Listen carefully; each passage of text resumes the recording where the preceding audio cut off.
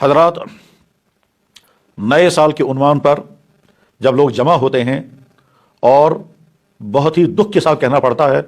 کہ بے شمار مسلمان کشمیری لڑکے اور لڑکیاں گلمرگ پہنچتے ہیں، تو اس کے بعد جو کچھ وہاں ہوتا ہے وہ سب کا سب اللہ کی غضب کو دعوت دینے والے کام ہیں۔ کھلم کھلا ناچ گانا، کھلم کھلا شراب خوری، بدکاری، فحش کاری، غرض یہ کہ گناہ کے جتنے کام وہاں کیے جا سکتے ہیں وہ سارے کام ہوتے ہیں، اور کسی ایک فرد کے اندر بھی شاید اس کا احساس نہیں ہوتا کہ ہم کوئی گناہ کا کام کر رہے ہیں۔ اللہ کی زمین پر رہ کر اللہ کی پیدا کی ہوئی اس خوبصورت دنیا میں اللہ کے دیے ہوئے اس خوبصورت جسم کو اللہ کے نافرمانیوں کے ساتھ ہم استعمال کریں، اس سے زیادہ اللہ کے غضب کا مستحق بنانے والی اور کوئی چیز نہیں۔ دنیا میں جن قوموں میں یہ صورتحال پیدا ہوتی ہے، اللہ جل شانہ بہت دن تک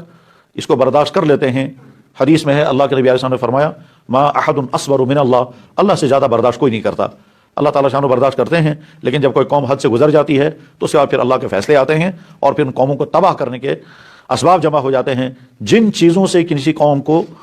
حیات ملتی ہے، انہی چیزوں کو اللہ تعالیٰ ان قوموں کو تباہ کرنے کے لیے استعمال کرتے ہیں۔ وہ کبھی سیلاب کی شکل میں، کبھی زلزلوں کی شکل میں، کبھی انسانوں کے ذریعے سے انسانوں کے ظلم کی شکل میں، کبھی بیماریوں کی شکل میں، اور کبھی نافرمانیوں کی شکل میں، کبھی گھروں میں تضادات اور لڑائیوں کی شکل میں یہ ساری مصیبتیں نمودار ہوتی ہیں۔ حضرات، بہت سارے والدین شاید سمجھ نہیں پاتے کہ ہم اپنے نوجوان لڑکوں اور لڑکیوں کو کہاں بھیج رہے ہیں اور وہاں جا کر کیا کریں گے، اور بہت سارے والدین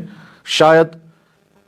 ایمانی غیرت اور اسلامی حمیت اور ضمیر کے اعتبار سے اتنے خالی ہو چکے ہیں کہ ان کو اس کی بھی پرواہ نہیں ہے کہ ہمارے نوجوان لڑکے اور لڑکیاں وہاں جا کر کیا کریں گے اور وہ واپس کون سا کردار لے کر کے آئیں گے۔ اور بہت سارے والدین کو شاید خبر بھی نہیں رہتی ہے، ان کے بچے لڑکے ہوں یا لڑکیاں ان کو دھوکہ دے کر کے کوئی کسی دوست کے ہاں ملنے، کوئی کسی سہیلی سے ملنے کے بہانے نکل جاتے ہیں، اور اس کے بعد پھر وہاں پہنچتے ہیں اور وہاں کیا ہوتا ہے ہم نے اپنی آنکھوں سے دیکھا تو نہیں، لیکن اپنے دردمند بھائیوں سے جو کچھ سنا اس کی بنا پر ارادہ کیا آپ کے سامنے، اور اپنے کچھ بھائیوں کے اصرار کی بنا پر ارادہ کیا کہ یہ صورتحال سمجھائی جائے اور بتایا جائے کہ یہ کوئی خیر کا راستہ نہیں ہے، یہ کوئی ترقی کا راستہ نہیں ہے، یہ کوئی بھلائی کا راستہ نہیں ہے، یہ تباہی کا راستہ ہے۔